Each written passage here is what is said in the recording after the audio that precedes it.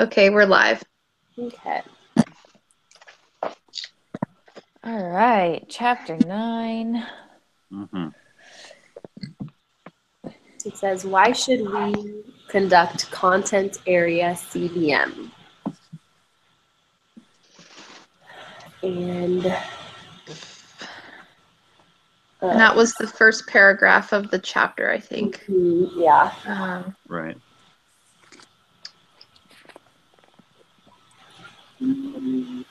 I just had like a note that it like can help you to see where your students are in terms of and like the content versus like state standards or like even school standards, but like for the specific subject or area that you're teaching them to see if they understand it or don't.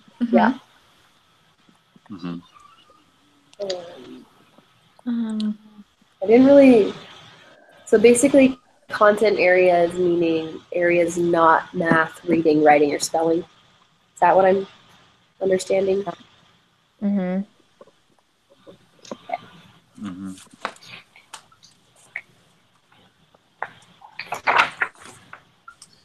Yeah, I think it was, first trying to figure out what exactly was meant by that, which I think kind of had to infer from the different ways to go about it, OPR or the vocabulary matching, stuff like that. Mm-hmm.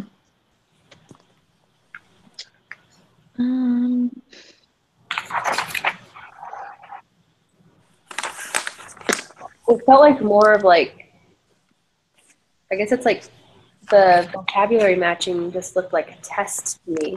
It's very just like, here's a quiz. I guess Right. technically is CBM, but Yeah, it's not what you think a CBM like would look like. right. I guess very simple. Mm-hmm. Yeah. Yeah, like she said, it's kind of like your basic idea of a test, but I mean, at the same time, to some degree, just your basic test should essentially be a type of CBM anyway. But it's kind of more like how it's arranged and how you're thinking about it and how you're using it. Mm-hmm. Yeah. Definitely.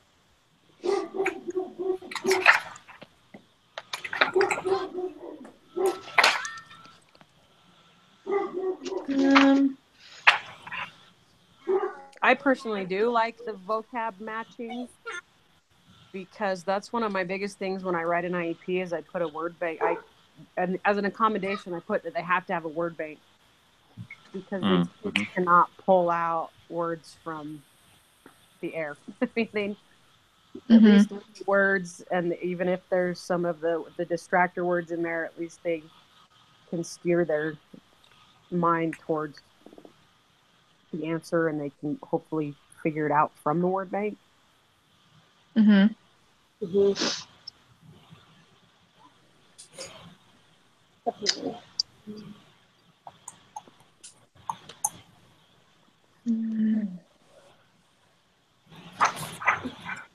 For like, I mean, for science and like social studies, they only gave the vocabulary matching CBM and is it the maze? The second one. So it doesn't seem like there's very many like options for those areas, unless they're just listing two examples. Yeah. Yeah, that was one thing with the chat is that it's there really wasn't a lot of examples or like exactly you say, if it isn't that, what other ways that could be that were really kind of the directions to go with it wasn't really expanded on all that much, I don't think. And yeah, I didn't either. It wasn't a very like rich chapter. That's true. So it does say for the content area CBM, the administration of it is 5 minutes, which I thought was pretty great. This day. only 20 items. So scoring takes less than 1 minute per form, as there are only a maximum of 20 items to check.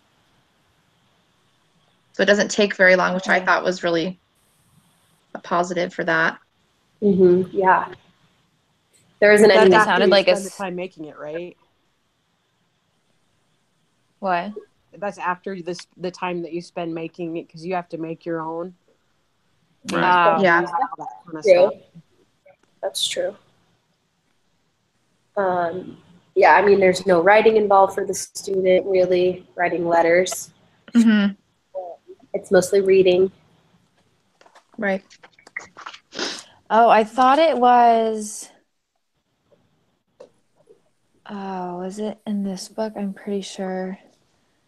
When it talked about like scoring, to make sure that you have the correct answer key and that like you go through it and do it yourself to make sure that, or you like go through the answers that are designated so that you don't miss-score the students. Right. It said that, I'm trying to find it. It said that somewhere. And I just like in my head, I thought that was kind of funny just because like I would go through and like, oh yeah, that's right. And then it not be, and then you score the students wrong. I always remember in high school, like, all the sweet, like, sometimes that would happen, like, that's wrong, Mrs. So-and-so, like, Mm-hmm. this is right, you know. But yeah, that was definitely in this chapter. I'm trying to find it too. Yeah.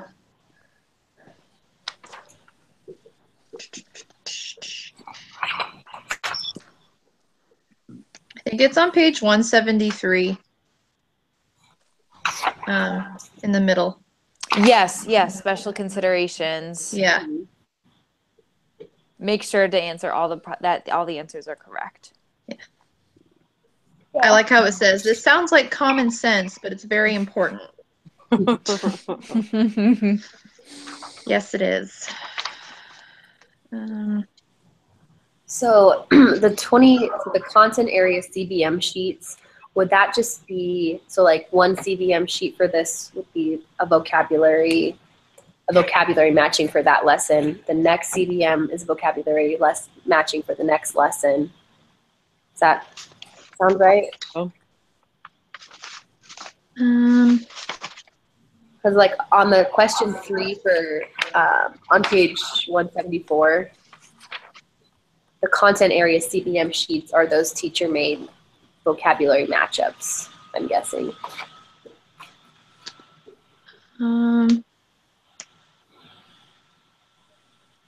I guess so. I guess they're doing it like once a week, or like maybe an end of the week something, or a start of the week something. And that could be the opportunity to pull some of the words from the week prior into. Maybe, yeah. So then, but then that answer doesn't make sense. Because then if you would be quizzing them, because then it just says to use all 20 and then go back to the beginning. That's right, yeah. But that, like, if you're on a totally different unit, like if you're 20 weeks in, right, you know, to expect someone to still remember what they learned 20 weeks ago. But also consider that if you're starting on the first one, that's like base, like what you need, like the vocab that you absolutely probably should know. And so then you probably should still know what that word is. Okay. Like it builds, I guess. Yeah. Okay. And then kind of like throwing in little ones that are all relative. Okay. Yeah. Right. Okay. That makes a lot more sense.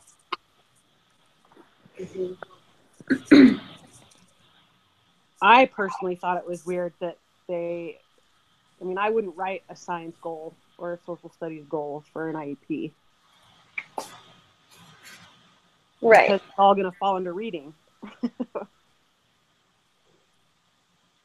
Yeah. Yeah. Do people do that? I don't know. Not if they do really. in elementary schools. We don't do that in high school. We just do reading, writing, math. Yeah, all of our students' goals are reading, writing, math. Yeah. Interesting.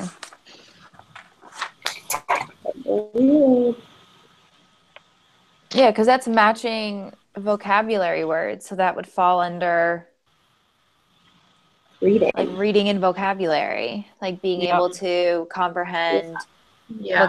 vocabulary words among like various subjects. Yeah, you definitely wouldn't specify science terms. Mm-mm. I guess why people would use the vocabulary matchup is because they want to make sure their comprehension and fluency of the words is pretty high, so that way they can stand Right. the lesson and the concepts. So maybe that's the only reason why I would see it being used, so they can spend more time on the material and not decoding or Mm-hmm. um, See, and I could even then, I would still consider it under reading, yeah. but use the science CBM. I think it was silly that they included that. Honestly, I think they just included it because every other chapter includes the IEP goal. Mm-hmm. But maybe I'm just being weird. Well, because I feel like it could have talked about how it could inform a different type of IEP goal. Like if you're doing vocabulary and like we like just said, you know, they need to work on their vocabulary. Okay, that can be a goal under reading and, you know, generalize subjects or something and make it, you know, over different, you know, classes if you want to, but that way it's all under the same goal. Mm-hmm. Definitely.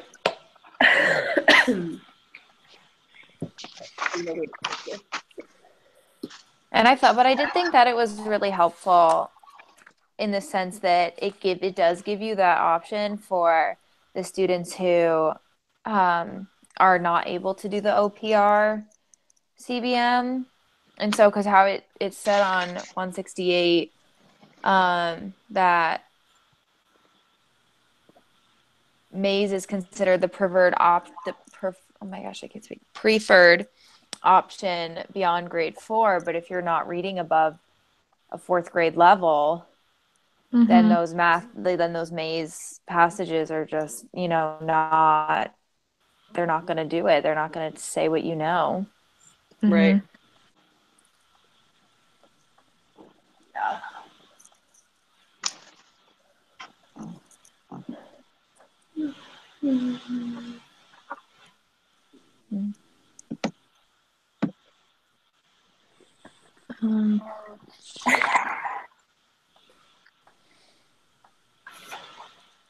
Well, the next question is, how can content area CBM, in particular vocabulary matching, be used for instructional decision making?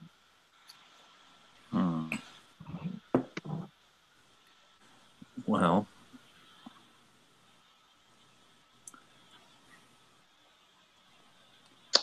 you know, if students don't, well, I think I would you could use that to determine, you know, whether difficulty with the vocabulary is a problem, and whether that's they're doing well in other aspects, but not getting the vocabulary, or you know, vice versa. You know, can kind of help explain, you know, maybe they are not understanding the terminology. But even still, for some reason, that just really kind of strikes me as it would be a data informed way to go about things, but also still just kind of clumsy. I guess is the word that I'm looking for. I mean, I don't know if you really need to go to that measure to find the kind of instructional decisions that you're looking for, if that makes sense. Mm-hmm. I mean, it's one thing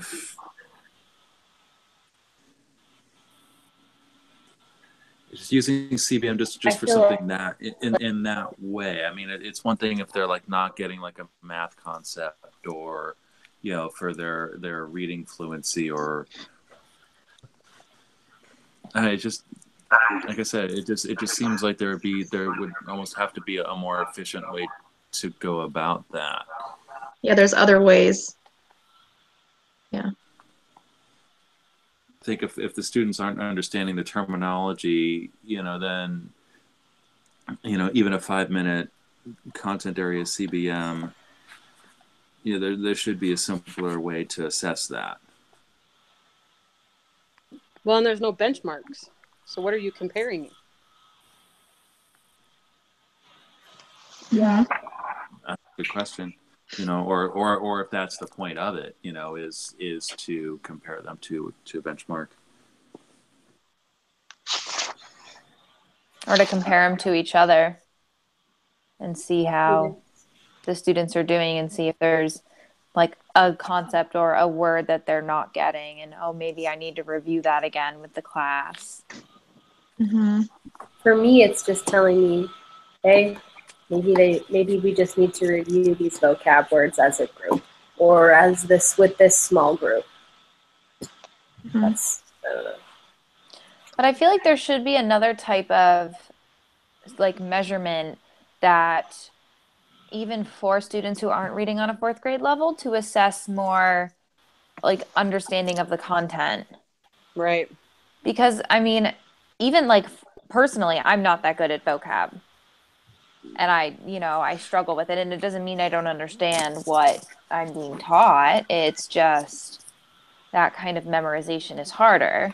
And so for students who have more learning struggles, or even students who don't, that might not necessarily be the best measure of what they actually know. So I'm wondering if there's some other way to do content CBM, or is it just if you are able to keep like consistent, quizzes or consistent activities that are timed, and um, the same amount of questions and stuff to get that similar data in a different form.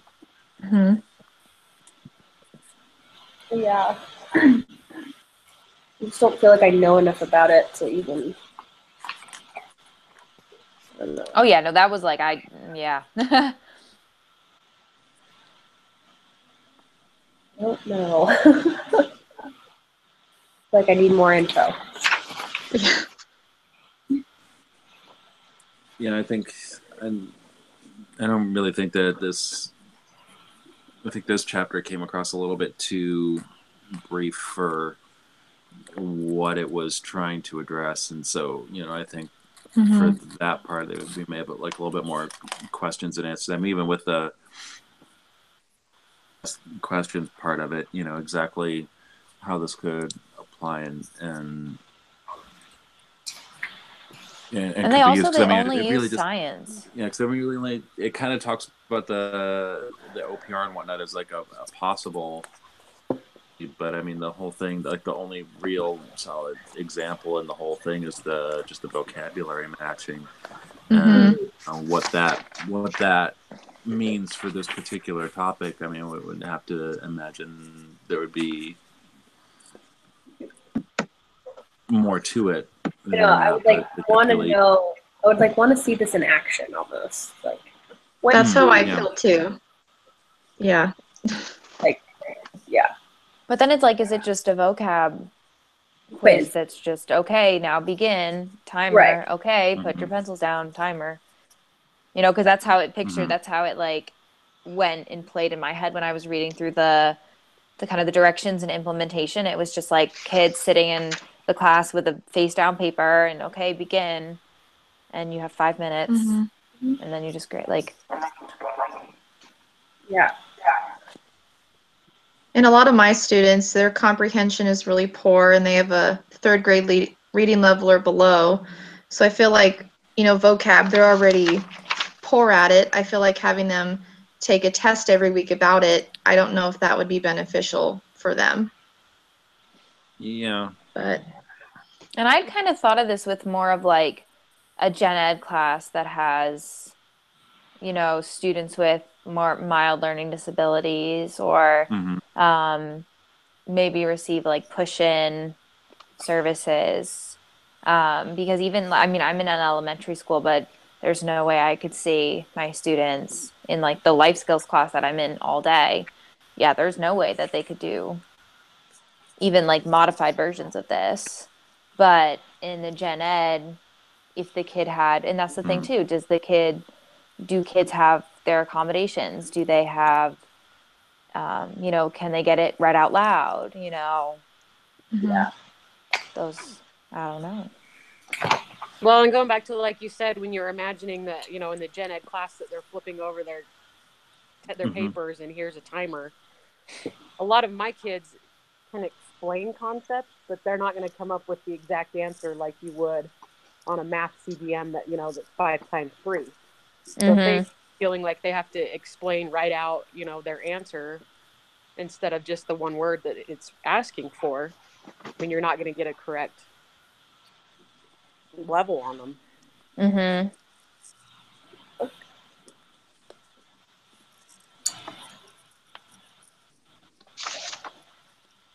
Yeah. It seems like it could be like kind of up to the teacher how they want to do it though, because they Mhm. are for the content subjects. Yeah. So it's kind of to help them further Hmm. instruction. Mhm. So I'm wondering if this is just To, like to make the one method of having it, where you do get that concrete data, but that it's kind of more, you can like modify it and change it as you want. mhm. It's Mhm. like, oh, my kids aren't understanding these vocab words, so they're probably not going to do so well when we start learning content. So Mm-hmm. Mhm.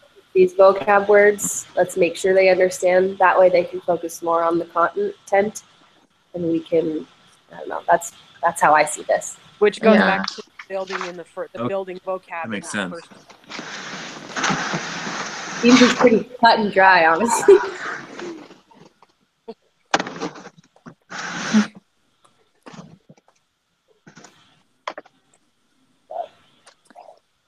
Um, And then there's the one thing that he wanted us to discuss. Um, that on page 168, vocabulary matching can be developed in many methods. However, most research has focused on using textbook terms to do so. What is the advantage of this, and what might be an advantage of using state standards or next generation for science standards?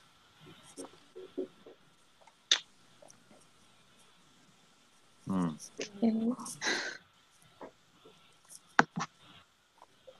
Well, the advantage of using the vocabulary is that what you're assessing matches your instinct. Right? And you keep That's true. consistency between different classes and different students. Like if you're using the textbook, then everybody has the same mhm. definition. Mhm. Yeah. Um, using standards. What is Next the generation. advantage of using state standards or the next generation for science standards? I tried to click on the next generation and it wouldn't let me. I Like it clicked didn't. it and it went to a website. Oh. Um, that was lucky. Yeah. um, so it says, so quick search next generation science standards. There's a keyword search by practice, by grade, by disciplinary core idea, and then you can search it. Um, okay. Well, I guess that could, the advantage can help if, um, if students are moving, or if students are, if you're getting other students, if people are using, state standards or higher Mm-hmm. standards, then even if they're not from that school or from that district, then they would still be on the same page. That's Right. true. Yeah. Are we using the state standards? How? In what way? I'm still on vocabulary matching, so I don't get it. Just like using if they're state standard. performing at a certain level, like where. Okay. Like, are they at an 8th grade level, or using like your whatever own grade they're in? your own kind of content CDM, I guess. That's assessing that. Yeah. Okay. Then yeah, what Julia said makes sense.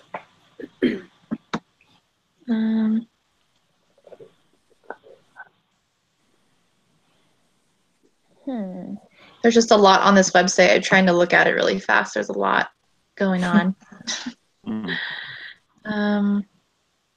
Does it have state standards, or is it just one, like the next generation standards? The So next it says, gen, they're newer ones, and I think the Common Core obviously have been out longer, and now they're trying to introduce the science. And from my understanding, I think they're going to go through and do like social studies and that. They're going to keep going. Cool.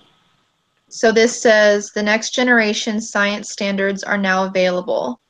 26 states and their broad-based teams work together with a 40-member writing team throughout the country, and then it lists them. So there's like a lot of resources on this page for that.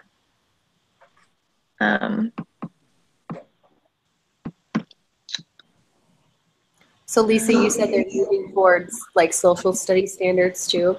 Yeah.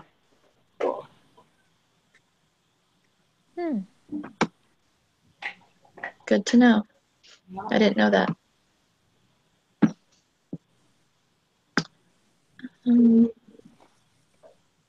Because like when we are having issues, like when in our stupid evaluations hoop you jump through, like the food science teacher is having a hard time finding standards to link her stuff to, and so she's having to go into the science and into the Common Core, the regular Common Core, just to find standards that she can link what she's doing in class to. That's tough. Yeah. So you'd hope in the future that every subject might have their own standards, but things are so much. I don't know. It'd almost be hard to keep up with them. Yeah, for sure. Yeah. How do like we have a family consumer science class? They just go by curriculum, or how? Just like units, I guess, and they don't really. Yeah. Interesting.